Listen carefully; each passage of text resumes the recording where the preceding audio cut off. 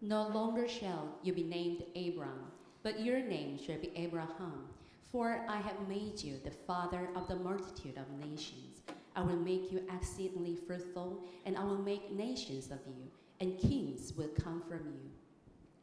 이제 후로는 내 이름을 아브라함이라 하지 아니하고 아브라함이라 하리니 이는 내가 너를 여러 민족의 아버지가 되게 함이라.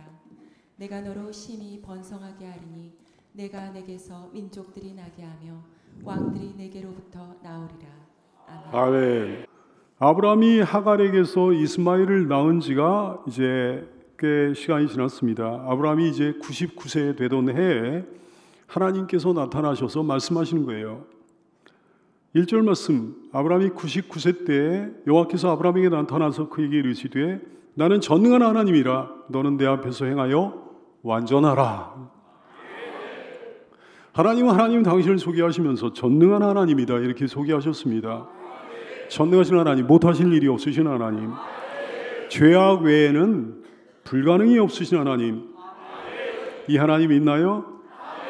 여기서 신앙이 출발하는 거예요. 전능하신 하나님을 못 믿는다고 한다면 그 사람은 신앙이 전혀 없는 거예요. 무에서 유를 창조하신 하나님, 온 우주를 만드셨습니다. 해와 달과 별들을 만드셨습니다. 그리고 한 치의 오차도 없이 운행해 가십니다. 지구와 만물을 만드시고 한 치의 오차도 없이 운행해 가십니다. 이 땅의 물질 세계를 만드셨습니다. 그리고 주관해 가십니다. 영생과 영벌의 세계를 만드시고 주관하십니다. 사람을 만드시고 사람의 생로병사와 생사화복을 홀로 주관하십니다. 모든 이적과 기사를 행하십니다. 우리의 걸음걸음을 인도하시고 우리의 기도를 들으시고 응답하십니다. 역사의 모든 일들이요, 역사의 모든 일들 하나님 주관하신 거예요. 감춰진 모든 일들까지 우리 하나님 주관하시는 거지. 사람의 인생 역정과 사람에게 사람의 인생 가운데 숨겨진 모든 일들을 다 아셔서 그대로 심판하십니다. 하나님 앞에는 숨겨지는 게 없어요. 하나님 앞에는 감춰지는 게 없어요. 고린도서 4장 5절 말씀, 그러므로 때가 이르기 전 곧 주께서 오시기까지 아무것도 판단하지 말라. 그날이 되면 그때가 되면 그가 어둠에 감춘 모든 것들을 다 드러내시리라. 마음의 뜻을 다 나타내시리라. 살릴 자를 살리시고 죽일 자를 죽이십니다. 복 받을 사람 복 주시고 벌 받을 사람 벌 주십니다. 예수 믿는 사람을 영원한 천국에 보내시고 불신자들 영원한 지옥에 가두십니다. 작은 상급을 받을 사람에게 작은 상급을 주시고 큰 상급을 받을 사람에게 큰 상급을 주십니다. 작은 형벌을 받을 사람에게 작은 형벌을 내리시고 큰 형벌을 받을 사람에게 큰 형벌을 내리십니다. 이 하나님 있나요? 전능하신 하나님 있나요? 전능하신 하나님 믿게 되기를 축복합니다.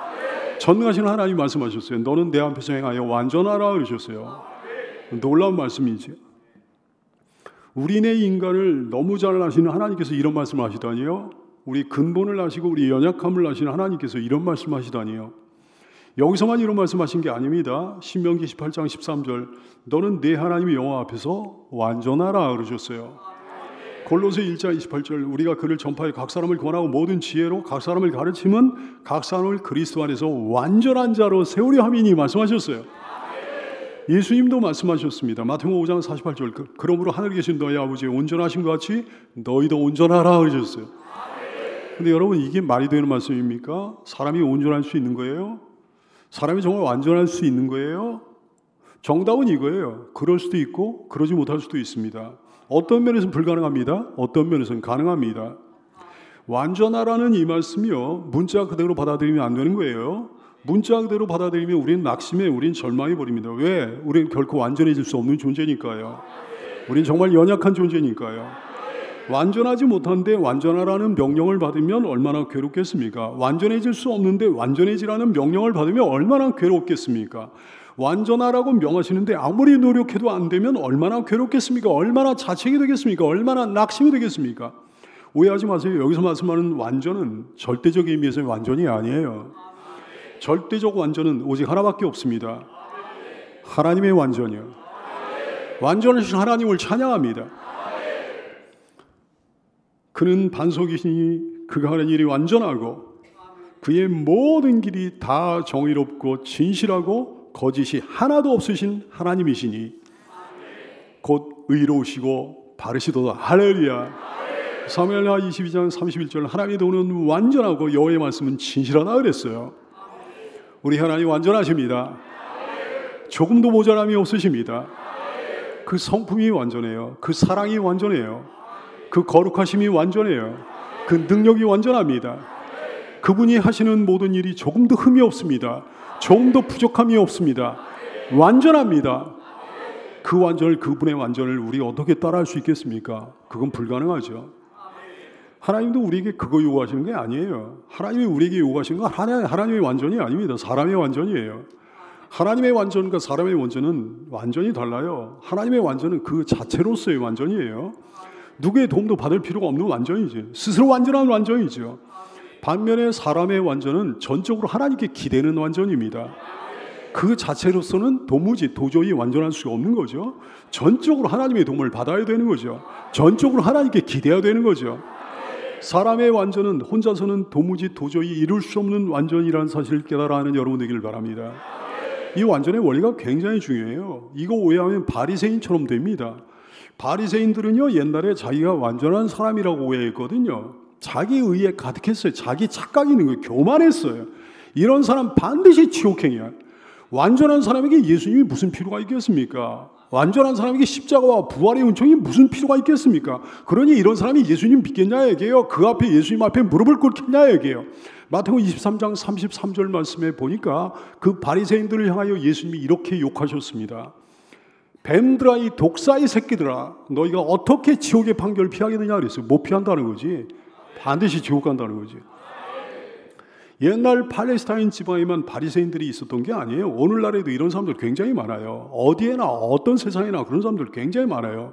어디에 있어요? 세상에 있죠. 어디에 있어요? 교회에도 있죠. 스스로를 완전하다 여기는 사람들, 자기 의와 교만으로 가득한 사람들 말이죠. 그래서 늘 척하는 거예요. 늘 척하는 거예요. 바른 척, 의로운 척, 깨어있는 척, 잘난 척 말이죠. 착한 척, 교회와 세상과 다른 사람들에 대한 비판만 일삼는 거지. 교회에도 지옥의 자식들 많습니다. 여기는 한 사람도 없는 줄 믿어요. 어떤 사람이 지옥의 자식이에요? 스스로를 완전하다 여기는 사람들이요. 자기 의와 교만으로 가득한 사람들. 그래서 교회와 세상과 다른 사람들에 대한 비판만 일삼는 사람들 말이죠. 이 구조를 오해하는 교인들은 스스로 완전한 사람이 될 수 있다 여깁니다. 그래서 남들보다 조금 나은 알량한 윤리와 도덕을 가지고 늘 허리가 뻣뻣한 거예요. 목이 뻣뻣한 거예요. 대가리가 뻣뻣한 거예요. 저것들 왜 저래? 밤낮 그러는 거지. 치명적인 오해 속에 지옥으로 달려가는 거예요. 지가 뭐가 그렇게 잘났습니까? 지가 그렇게 뭐가 그렇게 대단합니까? 지가 뭐가 거룩합니까? 하나님 앞에서 지가 어떤 존재예요? 죄덩어리지. 연약한 인생이지요. 예수 없이는 절대로 의로워질 수 없는 인생이지요. 다시 듣고 깨닫는 여러분 되기 바랍니다. 하나님이 요구하신 건요, 창조주의 완전이 아니에요. 피조물의 불완전한 완전이에요. 우리는 정말 완전해질 수 있습니다. 어떤 면에서 가능합니다. 어떤 면에서 가능해요? 주님과의 관계 속에서요. 예수님과의 관계 속에서요. 혼자서는 안 되는 거예요. 절대 안 되는 거예요. 죽었다 깨어나도 안 되는 거예요. 100번 죽었다 깨어나도 안 되는 거예요. 오직 주님과의 관계 속에서만 완전해질 수 있습니다. 잘 들으세요. 내가 내 안에서 죽고 주님이 내 안에서 사시면 완전해질 수 있는 거예요. 자기 생각과 판단과 사색을 완전히 죽여버리고 하나님 말씀만 살려내면 완전해질 수 있는 거예요. 자기의 능력과 자기의 수완과 자기의 노력과 자기의 힘을 믿지 않고 오직 하나님만 믿고 하나님께 맡겨드리면 완전해질 수 있는 거예요. 자기의 죄성과 못남과 부족함을 깨달아 알고 인정하여서 예수님의 은총을 구하는 사람이 그런 사람이 되면 완전해질 수 있습니다. 죽도록 자신을 낮추고 하나님만 높이면 완전해질 수 있습니다. 자기의 의를 인정하지 않고 주님의 의만을 인정하면 완전해질 수 있습니다. 뭘 느껴요? 나의 완전, 나의 자랑거리가 아니라는 걸 느끼죠. 나의 완전이 나의 자랑거리이긴커녕 나의 부끄러움이 되는 거예요. 내가 만약에 완전할 수 있다면 나의 완전은 나의 부끄러움이고 주님의 자랑이에요. 왜? 내가 한 건 아무것도 없으니까. 주님이 다 하셨으니까요. 예수님이 다 하셨으니까요. 달이 빛을 냅니까? 못 냅니까? 빛을 내지요. 이번 추석 때 여러분 보름달 한번 특별히 유념해서 관찰해 보게 되기 바랍니다. 보름달은 아주 밝은 빛을 내잖아요. 보름달은 밤을 환히 밝힙니다. 보름달의 빛은 완전한 것 같아요. 근데요, 달은 혼자서 빛을 내는 거예요? 절대로 못 냅니다. 태양빛을 받아서 빛을 낼 뿐이지. 그러므로 해가 없으면 달은 아무것도 아니라 이게 해가 빛을 주지 않으면 달은 어떤 빛도 낼 수 없는 거예요. 그러므로 달에게는 자랑거리가 전혀 없는 거예요. 달빛의 아름다움은 달의 부끄러움입니다. 달빛의 아름다움은 햇빛의 영광이에요. 달빛의 아름다움은 햇빛의 사랑이에요. 사랑하는 성도들이여, 우리는 달에 불과하다는 사실을 깨달아 여러분 되기 바랍니다. 태양 대신 주님으로 인해 빛을 낼 수 있는 달, 태양 대신 주님 때문에 완전한 빛을 낼 수 있는 달에 불과하다는 사실을 깨달아 하는 여러분 되기를 축복합니다. 완전해지기 위해서는 그러므로 어떻게 해야 되는 거예요? 그저 가난한 마음 가져야 되는 거예요. 그저 겸손히 낮춰야 되는 거예요. 그저 주님의 도움을 구해야 되는 거예요. 잘난 척하지 말아야 되는 거예요. 척하지 말아야 되는 거예요. 그저 주님을 믿고 소망해야 되는 거예요. 주님의 말씀, 무슨 말씀이든지 옳습니다, 아멘 하고 인정해야 되는 거예요. 주님의 무슨 말씀이든지 옳습니다, 제가 그대로 하겠습니다라고 순종해야 되는 거예요. 그저 주님을 닮기를 원해야 되는 거죠. 뭐든지 예수님 따라해야 되는 거죠. 뭐든지 예수님 따라쟁이가 돼야 되는 거죠. 그것이 완전의 비결이요, 완전으로 가는 유일한 길이라는 사실을 깨달아 여러분 되기를 바랍니다. 일평생 우리의 인생은 이런 식으로 펼쳐질 거예요. 주님과의 관계에 조금이라도 문제가 생기면 나의 완전은 금방 불완전이 되어버리고 마는 거예요. 나의 완전은 와르르 무너져버리고 마는 거지. 긴장을 한순간 늦춰서는 안 되는 거예요. 그러므로 우리는 영적으로 늘 전투 상태예요. 주님 나라에 가는 그날까지, 소천하는 그날까지 늘 주님의 전적인 도움을 구하며 완전을 향해 나가는 성도가 되기를 축복합니다. 완전케 되기 위한 영적 전쟁에서 지금 이 순간 바로 지금 승리하는 성도가 되기를 축복합니다. 아브라함이 다 늙었을 때 하나님은 아브라함에게 나타나셔서 약속을 다시 한번 확인시켜 주십니다. 2절 말씀, 내가 내 언약을 나와 너 사이에 두어 너를 크게 번성하게 하리라 했어요. 그러면서 하나님께서는 아브라함에게 새로운 이름을 지어주십니다. 창세기 17장 3절 5절 말씀, 아브라함이 엎드렸더니 하나님이 또 그에게 말씀하여 이르시되 보라, 내 언약이 너와 함께 있으니 너는 여러 민족의 아버지가 될지라. 이제 후로 네 이름을 아브라함이라 하지 아니하고 아브라함이라 하리니 이는 내가 너를 여러 민족의 아버지가 되게 함이라 말씀하셨어요. 굳이 왜 아브라함에게 새로운 이름이 필요했던 걸까요? 하나님은 나중에 야곱에게도 이스라엘이라는 새로운 이름을 주십니다. 창세기 32장 28절 말씀, 그가 이르되 야곱아, 네 이름을 다시는 야곱이라 부를 것이 아니요 이스라엘이라 부를 것이니 이는 야곱 네가 하나님과 이 사람들과 겨루어 이겼음이라 말씀하셨어요. 하나님은 왜 이런 새로운 이름을 주시는 걸까요? 새로운 이름은요, 새로운 정체성의 표현이에요. 이름은, 어떤 사람의 이름은 그 사람의 정체성이거든요. 어떤 존재의 이름은 그 존재의 정체성이거든요. 근데 새로운 이름은 새로운 정체성의 표현입니다. 새로운 이름은 새로운 사람의 상징이에요. 새로운 사람, 새 사람은 어떤 사람을 얘기하는 걸까요? 어떤 사람이 새로운 사람일까요? 그 근본이 달라진 사람이, 그 뿌리가 달라진 사람이에요. 완전히 새로운 성품을 갖게 된 사람, 완전히 새로운 신분을 갖게 된 사람, 완전히 새로운 세계로 들어간 사람, 이런 사람이 새로운 사람입니다. 아브라함은 아브라함이 된 거예요. 여러 민족의 아버지라고 하는 새로운 신분이 생긴 거죠. 여러 민족의 아버지를 다른 말로 하면 뭡니까? 믿음의 조상이에요. 믿음의 조상이라는 새로운 신분을 갖게 된 거야. 그는 하나님을 닮은 새로운 성품을 갖게 됐습니다. 그는 새로운 세계로 들어가게 됐습니다. 어떤 세계요? 하나님 나라요. 그 야곱에게도 마찬가지예요. 그러므로 새로운 이름은 놀라운 복이 되는 거죠. 새 이름을 지어주시는 게 우리와는 상관없는 일일까요? 천만의 말씀 그렇지 않습니다. 하나님은 우리에게도 새로운 이름을 지어주셨습니다. 하나님이 오늘 아브라함과 맺은 언약은 아브라함 한 사람과만 맺은 언약이 아니란 말씀입니다. 창세기 17장 7절 말씀, 내가 내 언약을 나와 너 및 내 대대 후손 사이에 세워서 영원한 언약을 삼고 너와 내 후손의 하나님이 되리라. 할렐루야. 아브라함의 후손이 누구예요? 바로 우리예요. 그분은 믿음의 조상입니다.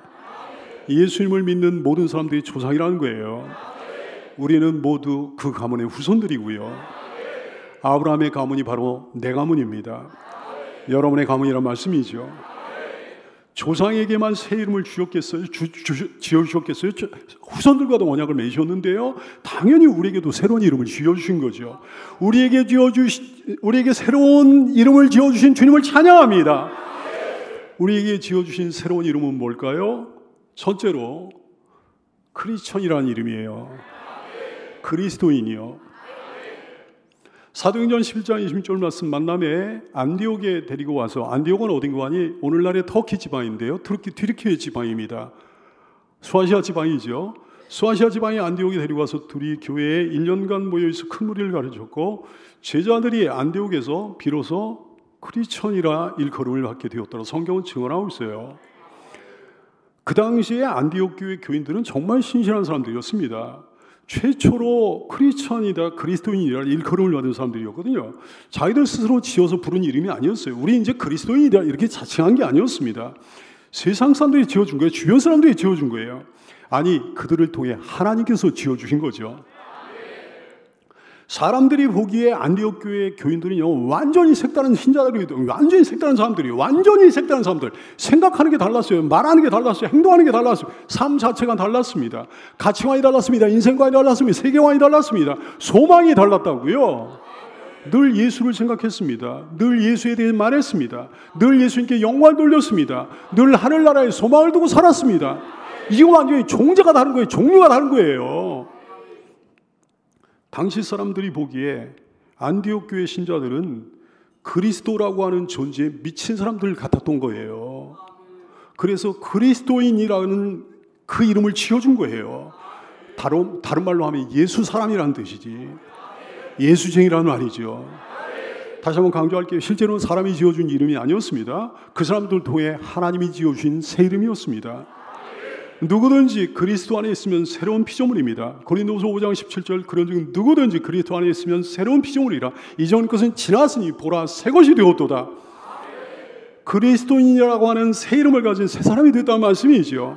완전히 새로운 신분이에요. 새로운 종류의 사람이에요. 신인류예요. 여러분 그리스도인입니까? 크리스찬입니까?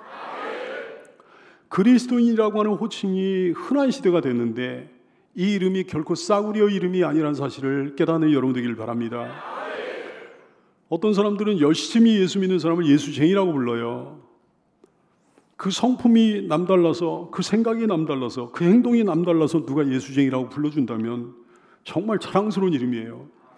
그 삶이, 그 열심히 믿는 사람다운 거야. 그래서 누가 예수쟁이라고 불러준다고 한다면 그거 하나님이 지어주신 새 이름이에요.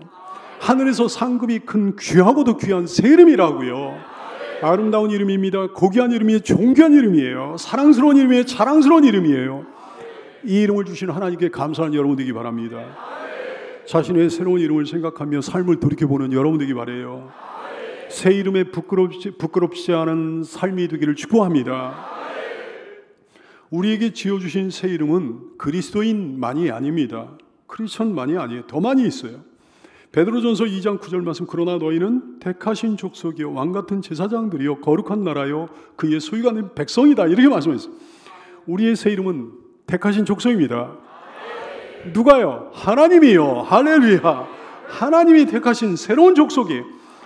여기에 있는 우리는 하나님이 택하신 새로운 족속입니다. 새로운 민족입니다. 새로운 종류의 사람들입니다. 민족을 초월하는 게 나라를 넘어서는 거예요. 족보와 혈연의 뿌리를 넘어선 거예요. 여러분 이제 고향 땅으로 돌아가는 사람도 있는데 출신 지역과 고향을 완전히 초월한, 완전히 새로운 족속이라는 사실을 깨달아는 여러분 되기를 축복합니다. 우리의 새 이름은 왕같은 제사장이에요. 힘차게 외쳐볼까요? 시작. 왕같은 제사장. 아멘. 누구의 도움 없이도 하나님께 직접 나갈 수 있는 제사장이신 분이에요. 제사장인데 그냥 제사장이 아니에요. 왕같은 제사장, 가장 고귀한 제사장이에요. 권위가 있습니다. 권세가 있습니다. 영적인 권위가 있는 거예요. 영적인 권세가 있는 거예요. 사람들로부터 수치를 당하지 않을 권위와 권세가 있는 거죠. 악한 영들을 쫓아낼 권위와 권세가 있는 거죠. 영원히 천국의 왕으로 군림할 권위와 권세가 있는 거죠. 왕같은 제사장들이여 여러분의 새 이름을 알게 되기를 축복합니다. 우리의 새 이름은 또한 거룩한 나라예요. 시작. 거룩한 나라. 더러운 죄와 부정과 불의와 부도덕이 없는 깨끗하고 거룩한 하나님의 나라, 의의 나라요. 신앙 양심으로 빛나는 나라. 세상 사람들은 사람 앞에 살지만, 사람만 속이면 되지만 우린 사람 속이는 거 가지고 안 돼. 우리는 하나님 앞에 살고 있으니까요.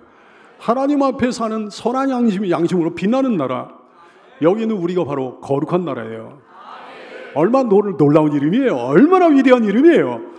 거룩한 나라로 살게 되기를 축복합니다. 또 우리는 그의 소유된 백성이에요. 시작. 그의 소유된 백성. 아멘. 당시에 로마 제국의 시민권을 가진 사람도 대단한데 그 정도가 아니에요. 하늘나라의 시민권을 가졌습니다. 하나님 그분 나라의 백성이에요. 이사야 43장 1절 말씀, 이종은 이 말씀 너무 좋아하는데 여러분도 좋아하죠? 야곱아 너를 창조하신 여호와께서 지금 말씀하시니라. 이스라엘아 너를 지으신 이가 말씀하시니라. 너는 두려워하지 말라. 내가 너를 구속하였고 내가 너를 지명하여 콕 집어 지명하여 내 이름을 지명하여 불러나니 너는 내 것이라. 너는 내 것이라. 내가 하나님의 소유요 하나님 나라의 시민이라는 사실을 기억하기를 축복합니다. 하나님은 아브라함과 후손들에게 가나안 땅을 줘가지고 영원한 기업이 되게 하셨습니다. 그리고 나는 그들의 하나님이 되리라 약속하셨습니다. 가나안 땅은 하나님의 나라를 의미하는 거예요. 가나안 땅은 영원한 천국을 예표하는 거예요. 그 약속을 지키셨어요. 우리는 하나님의 나라를, 우리는 영원한 천국을 기업으로 받았습니다. 하나님은 우리 하나님이 되셨습니다. 오늘 아브라함에게 하신 모든 약속을 지키셨던 우리 하나님, 언젠가 우리에게 주어질 약속이 아니라니까요. 이미 그 약속을 다 이루셨다니까요. 이미 이루어진 약속이라니까요. 그러므로 좀 더 힘있게, 좀 더 능력있게, 좀 더 담대하게, 좀 더 용기있게, 좀 더 생기있게 여러분에게 주신 인생을 경영해 가기를 축복합니다. 하나님은 사레의 이름도 고쳐주셨어요. 아브라함의 아내 사레의 이름이요. 15절 말씀 하나님이 또 아브라함에게 이르시되 내 아내 사레는 이름을 사레라 하지 말고 사라라 하라. 이 이름은 정말로 이쁘게 잘 고쳐주신 것 같아요. 나는 어제도 사레 들렸는데 사레를 갖다가 사라라는 아주 예쁜 이름으로 고쳐주셨어요. 사라, 여러 민족의 어머니 그런 뜻이에요. 그 남편 아브라함이 여러 민족의 아버지니까 당연히 사라는 여러 민족의 어머니 이렇게 고쳐주신 거죠. 약속의 이름이에요. 내가 그에게 복을 주어 그가 내게 아들을 낳아주게 하며 내가 그에게 복을 주어 그를 여러 민족의 어머니가 되게 하리니 민족의 여러 왕이 사라에게서 나리라 그랬어요. 근데 이 말씀을 들은 아브라함의 태도를 보세요. 17절 말씀 아브라함이 엎드려 웃으며 마음속으로 이르되 100세 된 사람이 어찌 자식을 낳을까? 사라는 90세니 어찌 출산하리요? 내년이면 100세거든요. 사라는 90세가 되고요. 어찌 출산하겠는가? 어찌 자식을 낳겠는가? 창세기 15장의 태도가 너무 다릅니다. 그때는 아브라함에게 이스마엘이라고 하는 자식도 없을 때였어요. 그래서 아브라함은 자기 종 엘리에셀을 자기 상속자로 여기고 있었습니다. 근데 하나님은 너의 종 엘리에셀이 너의 상속자가 되지 않을 거다. 네 몸에서 나올 너의 친자식인 내 상속자가 될 거다. 이렇게 말씀하셨어.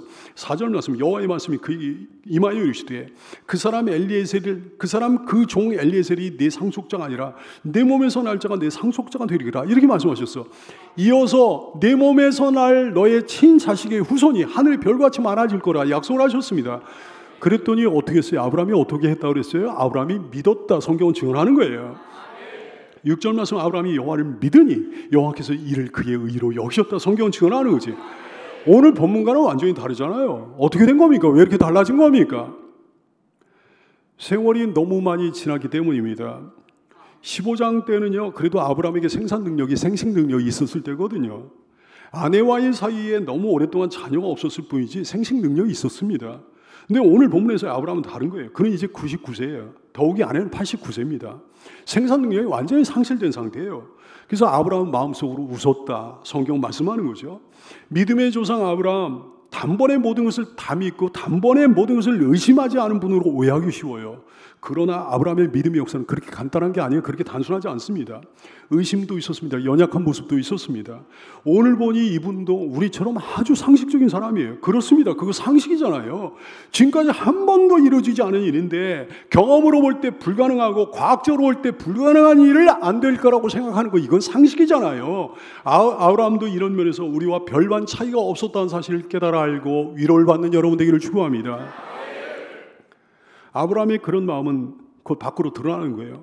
18절 말씀 아브라함이 이에 하나님께 하루되 하나님 지금 있는 자식 이스마엘이나 하나님 앞에 살기를 원하나이다.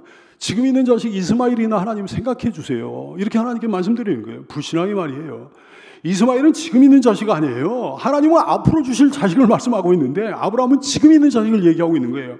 아브라함은 사라의 자식을 얘기하고 있는데 아브라함은 하갈의 자식을 자꾸 얘기하고 있는 거예요. 야, 너 왜 이렇게 믿음이 없느냐? 하나님이 이렇게 호통치실 만한 대목이죠.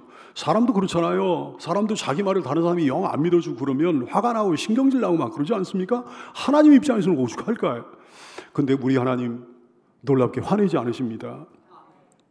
도리어 더 자세하게 설명을 해주십니다. 19절로 21절까지 말씀 하나님이 이르시되 아니야 아브라함아 내 안에 살아간 네게 아들을 낳으리니 너는 그 이름을 이삭이라 하라. 이름까지 지어주셨어. 내가 그 이삭과 내 언약을 세우리니 그의 후손에게 영원한 언약이 되리라. 이스마엘에 대하여는 네가 이스마엘을 걱정하니까 이스마엘에 대하여는 내가 네 말을 들었나니 내가 그에게 복을 주어 그를 매우 크게 생육하고 번성하게 할지라. 그가 12두령을 낳으리니 내가 그를 큰 나라가 되게 하려니와 그러나 내 언약은 이스마엘과 맺은 언약이 아니고 내가 내년 이 시기에 살아간 네게 낳을 이삭과 세우리라 말씀하셨어요. 이번엔 아예 구체적으로 기한까지 정해 주셨습니다. 지금 있는 자식 이스마엘을 걱정하고 생각하는 아브라함의 마음을 참작해 주셔서 이스마엘의 자손에 대한 약속까지 다 해주신 거예요. 우리 하나님 사랑의 아버지십니다. 따뜻하신 아버지십니다. 사랑하는 자녀를 향해서 너그럽고 오래 참아주시는 아버지셔요. 사람의 체질과 근본을 아셔서 무리한 요구를 안 하십니다. 사실 아브라함의 믿음도 연약한 믿음이었어요. 부족한 믿음이었어요. 그러나 하나님께서는 그의 그런 믿음도 기쁘게 받아주셨던 거죠.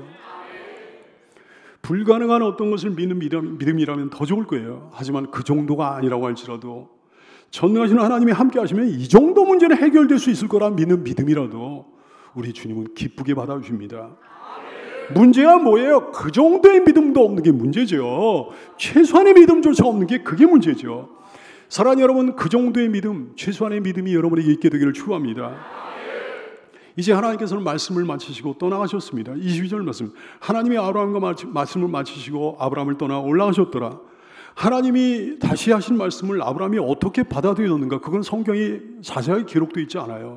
그러나 뒷이야기를 가만히 보면 믿음의 사람으로서 아브라함이 더 성장했음을 알게 됩니다. 더 성숙하게 됐음을 알게 되는 거예요. 놀랍게도 99세 이후에 더 성장하는 거예요. 99세 이후에 더 성숙하는 거예요. 그래요, 여러분. 믿음은 성장하는 거예요. 99세가 된 믿음의 조상도 또 한 걸음 성장했어요. 우리가 당연히 성장해야 되지 않겠습니까? 믿음이란 소천하는 그날까지, 주님 앞에 서는 그날까지 날마다 자라가는 거예요. 믿음이 답보 상태에 있는 사람처럼 안타까운 사람이 없습니다. 맨날 봐도 그대로야.